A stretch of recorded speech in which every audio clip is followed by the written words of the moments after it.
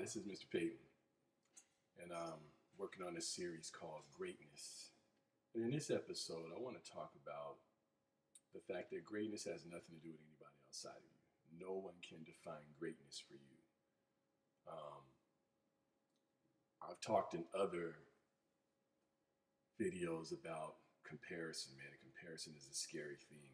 When I was a young person, I didn't know anything about that. So, I would constantly look at other athletes, other students, and see if I was beating them and that kind of thing. And the reason why comparison, I think, is a dangerous thing is there's a couple of reasons. I'll kind of outline a few, but when you talk about trying to be great, and reaching your fullest potential and exceeding your own expectations, you have to be mindful of that. Other people are given different talents, so you can't compare yourself to someone else. For example, I was never the fastest guy, the highest jumper, anything like that. But if you put me on the basketball court, I was going to be a problem because I had enough skills, I had enough understanding of the game. I was going to find a way to beat you and compete with you at a high level.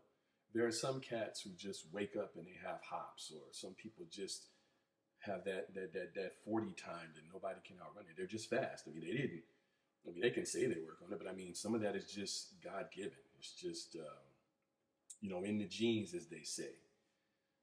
But when it comes to being great, in my opinion, it's about reaching your potential, trying to maximize that potential, and then if you can, push past it. So when comparison is brought into the equation, I think it can be dangerous. So if you take it, let's say, to an academic realm, whether you're in college or high school, if you're trying to compare yourself to someone else's GPA even, or someone else's grades, you have to take into consideration, like, what are their strengths and what are their weaknesses? What are your strengths and weaknesses? And so is it even a fair thing to say I'm greater or as great as someone else? The answer is no, because you all come with different equipment. Going to the sports realm, if someone is 6'8", 315 pounds, and you're 5'8", 140 pounds, clearly there's no physical comparison to be had there. So I just think that some of that is obvious, but I don't think it's obvious to people when they're trying to be their best, when they're trying to become successful people, and when we are trying to fairly critique ourselves.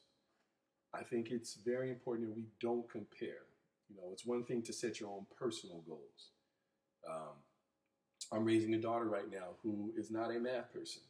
I'm a math person, but when I really think about it, I'm a math person, but what I really am is a detail-oriented person.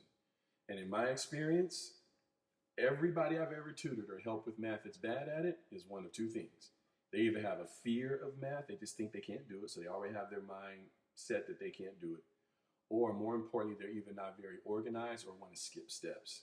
So whenever I see people struggling with math, it's because they want to find a shortcut, or they want to, just not do certain things and do it in their head. So when I think about how she's performing in school, I never compare her grades to mine. I would never compare her to any other student. I know that as we go through our journey, she's starting third grade this year, that she is going to, I wouldn't say struggle in math, but that's the area I'm going to have to pay the most attention to. Because for her, the simplest and easiest way that she can do a problem, she'll do it. Whether it's right or wrong. She just wants to get it done because she has no interest in it. And that's important to me. So as I look at her individual greatness, it's going to be in other areas. But I'm not going to let her neglect the area that she struggles in. And so that's another part of us trying to become great. For many of us, we think that greatness is just being really, really good at the thing that we already have in place. For some of us, our greatness is going to come in, okay, yeah, I'm a gifted speaker. Or I'm really strong in the area of history or law, but maybe I'm not the best at speaking in front of people, and I want to become a lawyer. And so you're going to have to work on that weak area to reach your level of greatness. And so I just really want to make sure that as we continue this conversation about greatness and how to become our best and reach our potential and hopefully exceed it, that we ground that search, that purpose, that drive in ourselves. Okay, and that sometimes requires some very difficult conversations with ourselves, like, what am I not good at? What do I need to work on? I would say, as a little caveat too, don't be so concerned with time frames. I think that's a difficult thing too. I think we've been kind of programmed that at a certain age you're supposed to be this, and a certain age you're supposed to be that. Or because the way school is set up, you need to be good at this quarter or this semester. No, it is truly a journey. So as long as you are incrementally getting better, I would say that you are on the road or in the pursuit of greatness. Um, I'm enjoying this conversation about greatness. I've seen some great comments already, and I'm looking forward to more comments and more engagement.